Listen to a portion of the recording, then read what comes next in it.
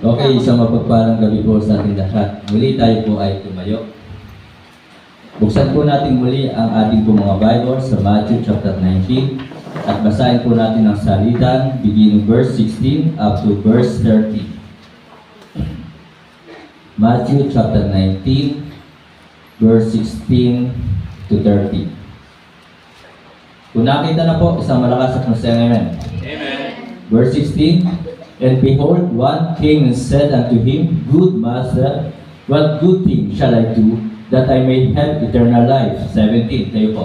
And he said unto him, Why callest thou me good? There is none good but one, that is God. But if thou wilt enter into life, keep the commandments. He said unto him, which Jesus said, Thou shalt do no murder, thou shalt not commit adultery, thou shalt not steal, thou shalt not bear false witness. 19. Honor thy father and thy mother, and thou shalt love thy neighbor as thyself. The young man saith unto him, All these things have I kept from my youth up. What lack I yet? Verse 21. Jesus said unto him, If thou wilt be perfect, go and sell that thou hast, and give to the poor, and thou shalt have treasure in heaven, and come and follow me. But when the young man heard that saying, he went away sorrowful, for he had great possessions. 23. Then said Jesus unto his disciples, Verily I say unto you, that the rich man shall hardly enter in the kingdom of heaven. And again, I say unto you, it is easier for a camel to go through the eye of a needle than for a rich man to enter into the kingdom of God. 25. When his disciples heard it, they were exceedingly amazed, saying, Who then is this? But Jesus beheld them and said unto them, With men this is impossible, but with God all things are possible. 27. Then answered Peter and said unto him, Behold, we have forsaken all, and followed thee. What shall we have therefore? And Jesus said unto them, Verily I say unto you, that ye which have followed me in the regenerations, when the Son of Man shall sit in the throne of his glory, ye also shall sit upon the 12 thrones, judging the 12 tribes of Israel. 29. And every one that hath forsaken houses, or brethren, or sisters, or father, or mother, or wife, or children, or lands, for my name's sake, shall receive 100-fold, and shall inherit everlasting life. Verse 30, altogether ready read. But many that are first shall be last, and the last shall be first. Tayo pong lahat ay umuko, pumikit, tayo po ay manalangin. Ama namin Diyos sa langit, kami po ay sama-samang lumalapit sa inyong pong harapan.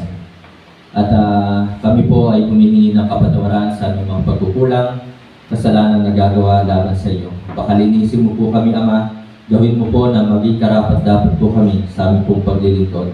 Salamat po, Ama, sa inyong pong kabutihan at katapatan. Tunay na napakarami ng aming pagkukulang. Tunay na talagang kami po ay napakaraming kasalanan na nagagawa laban sa iyo. Ganun pa man, hindi ka nagkulang, nananatili ang iyong pag-ibig, katapatan, kabutihan sa buhay ng bawat isa. Dalangin ko po sa gabing ito na patuloy mo pong dinggin ang panalangin ng bawat isa. Salamat po, Ama, na tunay na sinasagot mo po ang aming po mga panalangin. At kailanman hindi mo po kami pinabayaan at kailanman ay hindi mo po kami iniwan. Dalangin ko po aming Diyos sa gabing ito na kayo po ay patuloy po na magligtas sa bayang ito. Gamitin ang buhay na ipinahiram mo po sa amin sa kaligtasan ng mga kaluluwang mapapahamak sa impyerno. Dalangin ko po, Banal na Espiritu, samahan mo po kami gabayan sa aming pong paglilingkod at pagkalooban mo po kami ng knowledge at wisdom.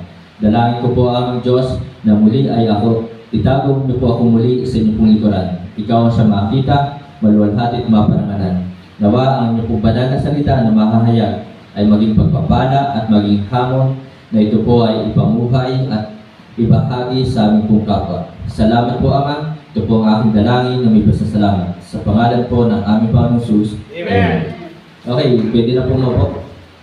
So mga kapatid, mga minamahal, ako po ay nagpapasalamat at tunay na talagang ang Panginoon po ay mabuti. At yun nga po, nung nakaraang Martes ay nandoon ang pag-iingat At hindi niya hinayaan na kami po ay madisgrasya. Tunay na talagang lagi niya tayong iniingatan. At yun nga po, yung pagbibigil ng sasakyan, minsan ko na pong naranasan po yun, na minsan ay ang dala ko po ay kotse, ang aking tinadrive, ano. At doon po sa Cuenca ay nagbigil po siya, tinignan namin ang gulong, hindi namang flat. Pero yun nga, nagbibigil siya. Hanggang sa nakarating po kami ng Alitagtag, ay hindi na po tumakbo ang kotse. So yun pala ay tanggal na yung steering niya. So nakaligaw na yung gulong. Kaya salamat sa Panginoon na hindi sa katulinan o sa kabilisan ng takbo nung natanggal yung kanyang steering, na talagang ligaw na yung isang gulong. Kasi kung yun po ay sa katulinan ay talagang masasaktan po kami. Kaya salamat po sa Panginoon na talagang kailanman ang Panginoon ay hindi po nagkulang. So ngayon po gabi mga kapatid, mga minamahal, dito po ay sa ating pong binasa, beginning verse 16 up to verse 30, ay makikita po natin na mayroon pong isang binatang mayaman. So lahat naman tayo ay mayaman sapagkat tayo po ay sa Diyos na, kay Kristo na. Amen po ba?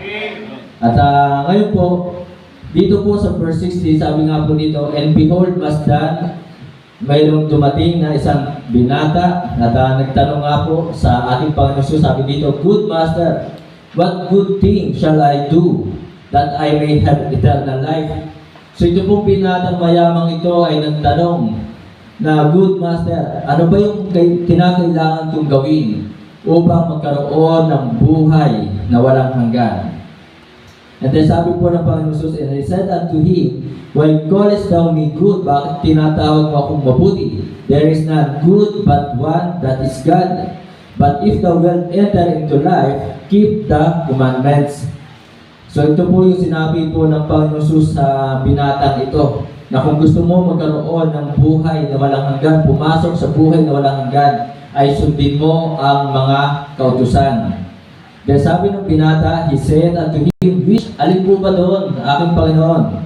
Jesus said, thou shalt do no murder, huwag kang papatay. Thou shalt not commit adultery, huwag kang mangangalunya. Thou shalt not steal, huwag kang magnanakaw. Thou shalt not bear false witness, so huwag kang magsisinungaling. So yun po, honor thy father, galang mo ang iyong ama at ang iyong ina. Thou shalt love thy neighbor as thyself. Ipigin mo ang iyong kapwa gaya ng iyong sarili. The young man said unto him, all these things. So sinabi ng binata sa Panginoon Jesus, all these things, lahat ng ito, I kept from my youth up, ay aking ginawa simula sa aking pagkabata hanggang sa ako ngayon ay naging binata. What lack I yet? Ano pa ba yung kulang? So mga kapatid, mga minamahal, ang title po ng mensahe ngayong gabi, The Rich Young Man. Ito po yung title. So, ang binatang mayaman. So mga kapatid, mga minamahal, hindi po masama ang yumaman. Diba? At tunay na napakasarap maging mayaman sapagkat mabibili mo ang lahat ng gusto mo. Mapupuntahan mo ang lahat ng gusto mong puntahan. Diba? Kaya masarap talaga. Pero sabi nga po dito ng mayaman ay, what thing shall I do that I may have eternal life?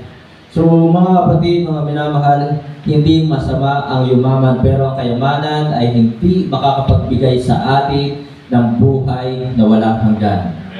At talagang may mga tao ngayon naghangad na ng kayamanan sa mundong ito. Halos sinasamba ang pera, sinasamba ang kayamanan. Pero nakakalungkot, may mga tao ngayon dahil sa kanilang ginawa na talagang nakalimutan ang Diyos, mayroon silang mga cancer.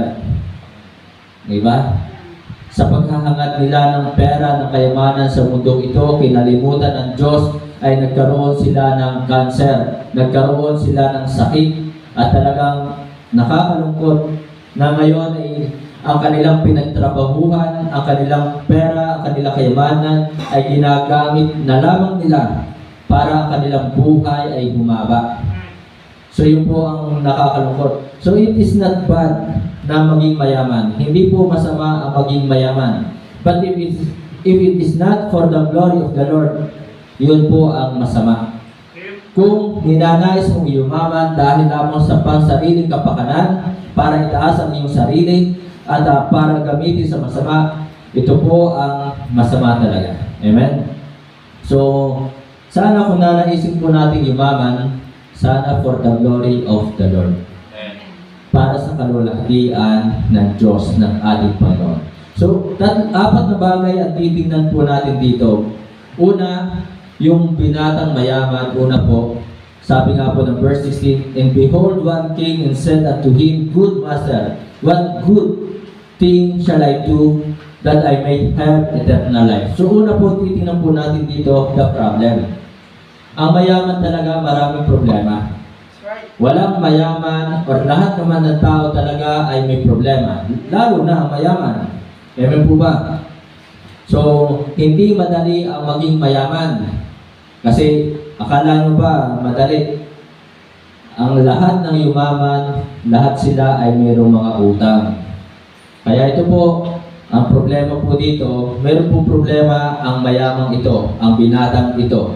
At yun nga po, siya po ay nagtatanong, ano ang dapat niyang gawin upang magkaroon siya ng buhay na walang hanggan. Ibig sabihin, ang pera ay hindi makakapagbigay ng buhay na walang hanggan. Ibig sabihin, ang kayamanan ay talagang hindi nakakapagligtas. Amen po ba? So yun po ang problema. Kaya mga kapatid, mga minamahal, sabi po ng Bible sa Mark chapter 8, verse 36, For what shall it profit a man if he shall gain the whole world and lose his own soul?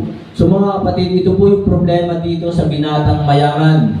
Mayaman siya, pero hindi siya nakatitiyak ng langit. Mayaman siya, pero wala siyang buhay na walang hanggan. Ibig sabihin, hindi kayang bilhin ng kanyang pera, ng kanyang salapi, ang buhay na walang hanggan.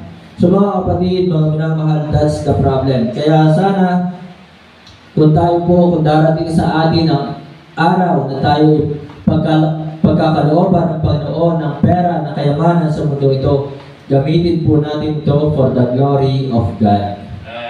Amen? Sana kung tayo po ay bibigyan ng pagkakataong yumaman, magkaroon tayo ng milyones, ay sana gamitin natin ito for the glory of God. For God's kingdom or for God's ministry. So yun po ang nais ng Diyos sa atin na kung tayo pagpapalain ay gamitin natin ito sa ministry ng Diyos. Amen po ba? Kaya katulad po niyan, tayo ka, kukulangin na talaga tayo dito sa upuan. Kulang na tayo sa upuan. Baka nga pa kaya, lumukso na yun, yung ilaupang yun ng brother natin. Parang pinapanalangin mo ata.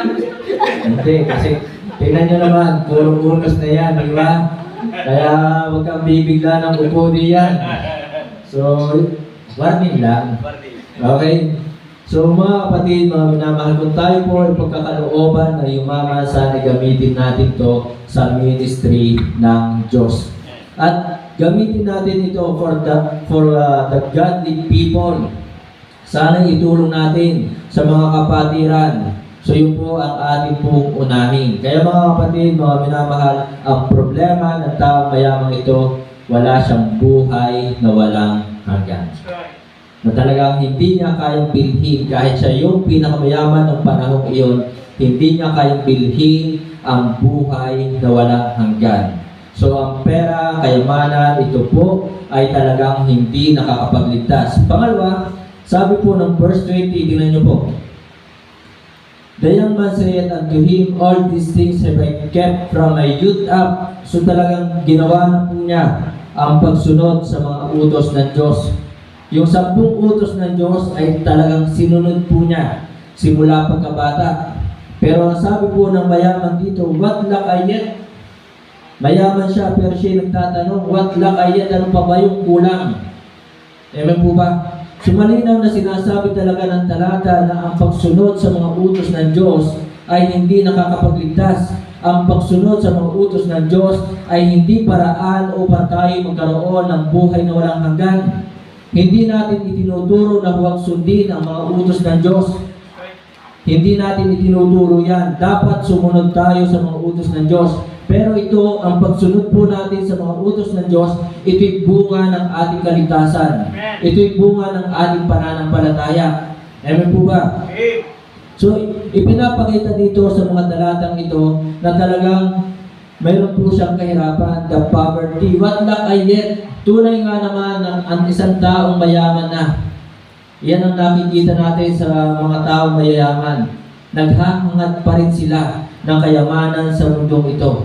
Kaya masasabi pa rin natin na talagang mayroon pa rin silang kahirapan. What lack I yet? Amen po ba? Kaya tayo mga kapatid, nung tayo tumanggap kay Kristo, nagkaroon na tayo ng contentment. Kasi si Kristo ang kailangan natin.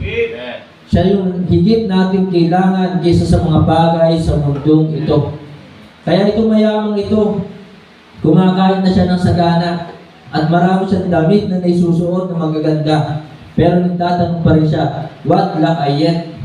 Amen? So mga kapatid, meron siyang kahirapan, the poverty. Yun nga, ang kahirapan ng kanyang pinagdadaanan ay wala siyang buhay na walang hanggan. Kulang pa rin yung kanyang mga ginawa. Hiramdam niya, alam niya sa kanyang sarili, wala siyang buhay na walang hanggan. Kahit nagawa na niyang sundin simula sa pagkabata niya ang mga 10 utos ng Diyos, kahit nagagawa niya yon, kulang pa rin.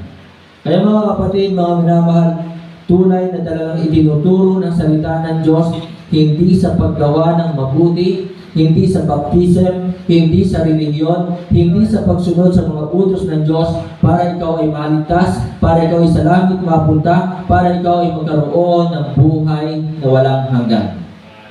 So mga kapatid, mga minamahal, the rich man or every people in this world without Christ is poor. That's right. Kahit mayaman yan, kung wala yung Kristo sa kanyang buhay, mahirap yan. Amen. Amen? Yan na yung pinaka miserableng buhay na ikaw ay mamatay nang wala kang Kristo sa puso mo. So kahit mayaman ang isang tao, pero kung wala yung Kristo sa puso niya sa kanyang buhay, siya yung pinakamahirap na tao sa mundong ito. Siya. Amen? Kaya mga kapatid, mga minamahal, sana tayo po ay talagang kahit sino ay huwag ating bahaginan ng salita ng Diyos. Alam nyo, talaga ang mga mayayamang ito, meron silang mga takot, meron silang kinatatakutan. Kaya nga ang mga mayayaman, lagi sila mayroong bodyguard, security guard, at sila, ang mga mayayaman ay talagang ang pinto nila, talagang napakaraming padlock ng kanilang mga pintuan. Kasi takot sila may kinatatakutan sila. Yan yung kahirapang kanilang pinagdadaanan. Na talagang kahit marami silang pera, ay hindi nila kayang bilhin na kanilang salapi ang seguridad ng buhay. Amen? Talaga wala silang kapayapaan. Sapagkat ang kapayapaan ay matatagpuan lamang kay Kristo. Hindi sa mga bagay sa mundo ito. Ang mayaman takot maghirap, ang mahirap ay hindi takot yumaman. Diba? So yun po yun. Kaya mga kapatid, mga minamahal, sana kung hahangarin natin na tayo ay yumaman, pagpalain, gamitin natin to for the glory of the Lord. For God's kingdom or for God's ministry, for the godly people. Hindi para ipagyabang. Kasi minsan, ang isang tao, kung bakit nagnanais na yumaman, magkapera, magkatrabaho, ay para itaas ang kanilang sarili. So mga kapatid, the rich man without Christ is poor. The rich man without Christ is condemned to hell. Ang tao, kung wala siyang Kristo sa kanyang puso, ay mayroong kapahamakan sa impyerno. Mayroong kaparusahan sa impyerno. Sapagkat ano nga po sabi ng Mark chapter 8 verse 36, for what shall it profit a man if he shall gain the whole world and lose his own soul? So ano ang mapapakinabang ng tao, makakamtan man niya ang buong mundo, mga kayamanan sa mundong ito, kung ang kapalit naman ay kanyang kaluluwa mapapahamak sa impyerno. Amen? Kaya mga kapatid, mga minamahal, lagi ko yung nakikita sa Facebook na yung talagang tragedy sa buhay ng isang tao ay yung mamatay siya na walang Kristo sa kanyang buhay. Amen? Kaya salamat tayo po ngayon ay may nagturo sa ating tanggapin si Kristo, sampalatayanan si Kristo bilang Panginoon at tagapagligtas. Kaya mga kapatid, mga minamahal, may kahirapan din po ang maging mayaman. May kahirapan. Hindi po madali ang maging mayaman. At sa pagiging mayaman, may kulang at kulang pa rin. Kaya sa atin po, dahil kahit tayo kulang sa material na bagay, hinahanap pa ba kayo? Ako, nagkaroon ako ng contentment. Kahit kulang ako sa maraming bagay, pero yun nga, dahil kay Kristo, nagkaroon ako ng contentment. Amen po ba? Kaya mga kapatid, mga minamahal, ang tunay na ligtas, ang tunay na may Kristo, ay meron siyang contentment sa kanyang buhay. Na kahit kulang siya sa napakaraming bagay, siya ay masaya.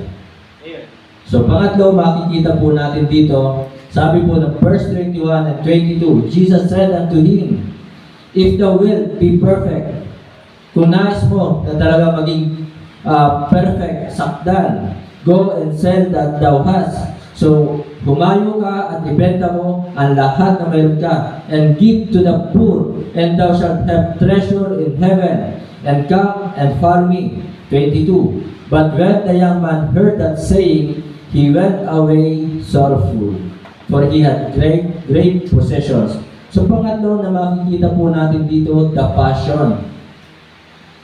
Ang inibig, yung pag-ibig ng taong binatang ito na mayaman, ang kanya pong inibig ay ang kanyang sarili. He loved himself more than he loved his neighbor. Kasi sabi po ng Panginoon Jesus dito, go and sell that thou hast and give to the poor. Pero anong ginawa ng binatang ito? Umalis siya at nalungkot. So ibig sabihin, makikita po natin dito, mas mahal niya ang kanyang sarili. Hindi niya kayang magbigay para sa kanyang kapwa. So mga kapatid, yun ang kanyang iniibig, ang kanyang sarili. Hindi niya kayang magbigay. Mga kapatid, mga minamahal, itinuro sa atin na tayo ay magbigay. So last Sunday, di ba? Ano yung preaching last Sunday, yung mensahe last Sunday?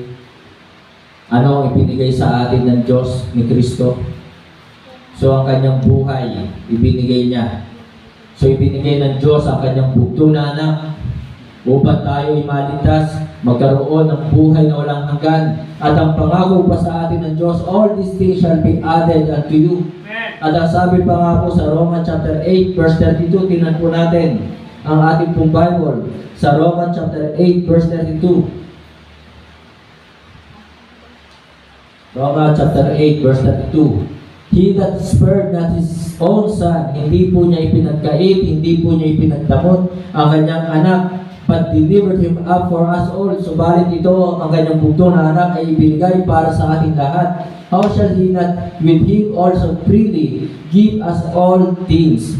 So mga kapatid, mga minamahal, ganun mapagbigay ang ating Diyos. Kaya yung preaching sa Limerick ng last Sunday, sabi ko sa ginawang video clip, hindi natin kayang pantayan ang pagbibigay ng Diyos. Hindi natin kayang pantayan. Kaya mga kapatid, mga minamahal, tayo din po, huwag tayo magsasawang magbigay ng ating time, talent, and treasure para sa Panginoon. Na ang Panginoon, ang Diyos, si Kristo, nung siya'y pinahihirapan na, siya ba'y tumigil na sa pagbibigay? Pinabayaan ba niya tayo kahit siya'y pinahirapan? Hindi, di ba? Kahit alam niya na tayo ay magiging matigas pa rin ang ating ulo sa kabila na tayo iligtas na, sa kabila na mayroon tayong buhay na walang hanggan, alam ng Panginoon Jesus na tayo ay iiwan natin ang ministry, pero siya ba ay sumuko sa atin?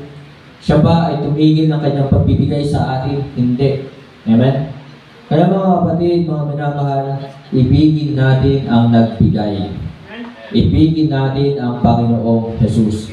Ibigin natin ang ministry, ang gawain ng Diyos. Ibigin natin ang kapwa natin mananampalataya. So itong mayamang ito, itong binatang ito, he loved himself more than he loved his neighbor. So wala siyang pag-ibig sa kanyang kapwa. Wala siyang pag-ibig sa mahihirap. Kaya mga kapatid, mga minamahal, suriin natin ang ating sarili. Suriin natin ang ating puso. Tunay ba nating mahal si Kristo? Tunay ba nating mahal ang gawain ng Panginoon, ang ministry? Kasi napapansin ko, kapag may problema, kapag may sama ng loob, ministry ang binibitawan. Ministry ang pinapabayaan. Diba? Meron kagalit, ministry. Iiwan ang ministry. Diyan na kayo. That's right. Diba? So, kung tayo po ay tunay na nagmamahal sa Diyos kay Kristo, mahal natin ang ministry ng Panginoong Jesus, hindi natin to bibitawan. Amen? So, pangalawa na makikita po natin dito, yung pag-ibig ng binatang mayamang ito, he loved his possessions more than he loved God. That's right. So, sabi po dito, but when the young man heard that saying, he went away sorrowful, for he had great possessions. So, ang sabi ng Panginoon Jesus dito sa 21, go and sell that thou hast, and give to the poor, and thou shalt have treasure in heaven, and come and follow me. So, ibenta mo ang lahat ng iyong ari-arian, at bumalik ka sa akin, at sumunod ka sa akin. Pero itong binatang mayamang ito, ay siya ay umalis na nalulungkot, nalulumbay, sapagkat malaki ang kanyang ari-arian, malaki ang kanyang kayamanan. So makikita natin dito, he loved his possessions more than he loved God. Yan ang tao ngayon. Mas iniibig ang mga ari-arian, kayamanan, mga properties ng mundong ito kaysa sa Diyos. Wala talaga sila tunay na pag-ibig, pagmamahal sa Diyos. Kaya mga kapatid, suriin natin ang ating sarili. Tanungin natin ang ating sarili, tunay bang mahal natin ang Diyos? Kasi baka minsan ang ating mahal ay yung ibinigay, hindi yung nagbigay. Diba? So mga kapatid, he loved his possessions more than he loved God. And then the last mga kapatid, mga minamahal, titingnan po natin dito. Sabi po ng verse 22, but when the young man heard that saying, he went away sorrowful, for he had great possessions. Last po mga kapatid, the possessions. Yung ari-arian. So malaki yung kayamanan ng binatang ito. Hindi niya magawang bitawan. Alam niyo po, meron po talagang maling perspective or yung tinatawag natin false view. At ito po ay nakita ko na sa napakaraming tao. That's right. False view. So more people are thinking that if they are blessed materially, iniisip po ng maraming tao na dahil marami silang tinatangkilik, marami silang material na bagay sa mundong ito, if they are blessed materially, they are blessed by God. So akala ng maraming tao ngayon, dahil marami silang tinatanggap, di ba? Sagana sila sa material na bagay, iniisip nila na sila po ay tunay na pinagpala ng Diyos. Hindi lahat ng pagpapalang material ay galing sa Diyos. Kaya akala nila na okay yung kanilang ginagawa dahil sagana sila sa material na bagay. Yun ang akala. Maraming namamatay sa maling akala. So mga kapatid, hindi lahat ng pagpapalang material ay galing sa Diyos. Ang iba ay galing kay Satan. Diba? Ang iba ay galing kay Satan. So they are thinking they are going to heaven. So iniisip nila dahil marami silang material na bagay, iniisip nila sila ay palangit. Diba? Kasi akala nga nila, yung mga tinatangkilik nila, yung mga tinatanggap nila ay galing sa Diyos. Pero itong mayamang ito ay nagtanong nga sa ating Panginoon Jesus, ano ang dapat kong gawin upang magkaroon ng buhay na walang hanggan? So marami po ang namamatay sa maling akala. So, possessions, mga kapatid, mga minamahal, blinded the eyes of men from the truth. Yun po yung problema. Na ang mga bagay sa mundong ito, yung mga tinatanggap nila, mayroon sila magandang sasakyan, mansion, mayroon sila, mamahalin ang kanilang mga damit, mamahalin ang kanilang mga sapatos, mamahalin ang kanilang mga relo. So, Possessions blinded the eyes of men from the truth. So yun po ang totoo. Na sila po ay nabubulag na ng kanila po mga ari-arian sa mundong ito mula sa katotohanan.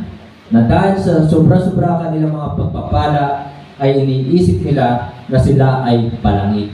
Iniisip nila ito ay galing sa Diyos. So mga kapatid, mga minamahal, minsan bakit hindi tayo pinagpapalang materially? Kasi baka mabulag tayo.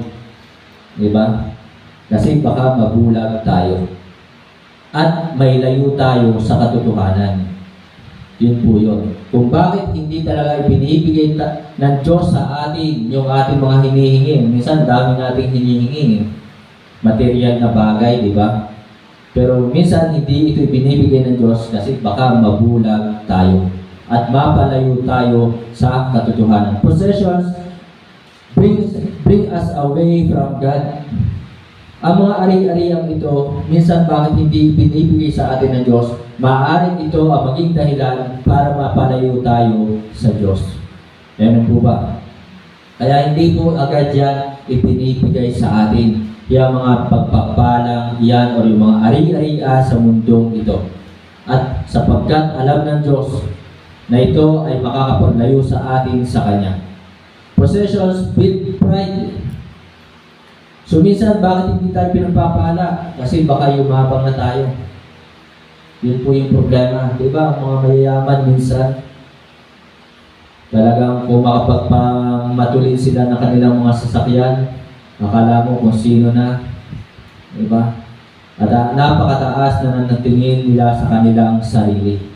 Minsan yung mga mayayaman, gusto nila sila sambahin na. So yun po ang ginagawa ng possessions ng mga kayamanan sa mundo ito. So sometimes why we are not blessed materially, God knows that possessions will brought us away from Him. Kaya hindi tayo pinagpapala minsan sapagkat alam ng Diyos ito ang maglalayo sa atin sa Kanya. Kaya mga kapatid, mga minamahal, kung darating sa atin na tayo po ay pagpapalain ng Panginoon, let us use our wealth, wisdom, and words for the glory of the Lord. Gamitin po natin ang anumang meron tayo para sa kaluwalhatian ng Panginoon. Kaya mga kapatid, sana yung ating Facebook, ginagamit natin ito para mga tao ay may lapit sa Panginoon. Gamitin natin ang Facebook, ang social media sa pagpapahayag ng katotohanan. So kung ano man ang meron tayo, sabi nga, di ba, yung maliit na bagay na meron tayo, gamitin natin for the glory of the Lord. Hindi para ipagyabang. Di ba? Minsan, ipinagyayabang eh. Nagkaroon lamang ng bagong sapatos. Di ba? Salamat yung tablet na yun ni Brother Edwin, hindi pinagyayabang. At ipinapagamit sa kaluwalhatian ng Panginoon. Kaya mga kapatid, sana kung tayo pagpalain ng Panginoon, lahat ng ito ay gamitin natin for His glory. Kasi lahat ito ay galing sa Panginoon. Kaya kung sinagot ng Panginoon ang prayer mo, ibinigay ng Panginoon ang iyong hinihingi, gamitin for God's glory. Hindi para yumabang. To God be the glory, tayo po ay tumayo. Tayo po'y manalangin. Tayo po'y umuko, bumigil, tayo po'y manalangin. Ama namin Diyos sa langit, kami po ay nagpapasalamat sa inyong pong banal na salita na nahayag po ngayon. Nawa po Panginoon ay huwag namin mahalin ang mga bagay sa mundong ito. Katulad ng sinabi mo po sa inyong pong banal na salita, 1 John chapter 2, verse 15, love not the world, neither the things that are in the world. If any man love the world, the love of the Father is not in him. Sana manatili sa aming puso ang pag-ibig na ikaw ang aming siyang mahalin. Hindi ang mga bagay na iyong ibinigay sa amin. At ang mga bagay na ito na iyong pong ibinigay sa amin, sana'y gamitin po namin para sa inyong pong kaluwalhatian. Yung mga wisdom na mayroon po kami, sana huwag namin ipagmalaki na kami talagang ubod ng talino. sapagkat ang wisdom na ito ay galing din naman po sa inyo. Itong kalakasan na mayroon po kami, ito po ay galing sa inyo. Hindi dahil sa mga gamot o vitamins na aming kinakain, kundi ang lahat ng ito, ang aming lakas na ito, kalakasan, kalusugan, ito po ay galing sa inyo. Kaya sana patuloy po namin ipagamit ang kalakasan ito para sa inyong pong kalwalhatian. At anuman ang meron po kami, mga bagay na meron po kami, cellphone, sana gamitin po namin ito sa pagpapahayag ng katotohanan para sa inyong pong kalwalhatian. Salamat po, Ama, sa buhay ng bawat isa na patuloy na uma-attend ng prayer meeting, patuloy na nagpapagamit sa iyo. Kahit mayroon silang mga pagsubok na pinagdadaanan, problemang pinagdadaanan, salamat, sila po ay narito at nagpapagamit, bukal sa kanilang kalooban na talagang sila ay magamit sa inyong pong gawain sa paglilingkod po sa inyo. Dalangin ko po, Ama, kayo po siya magbalik ng pagpapala sa kanila pong buhay. At dalangin ko po na sana, kahit naman po at dumating sa aming mga problema, pagsubok, naway patuloy ka naming paglingkuran. Salamat po, Ama.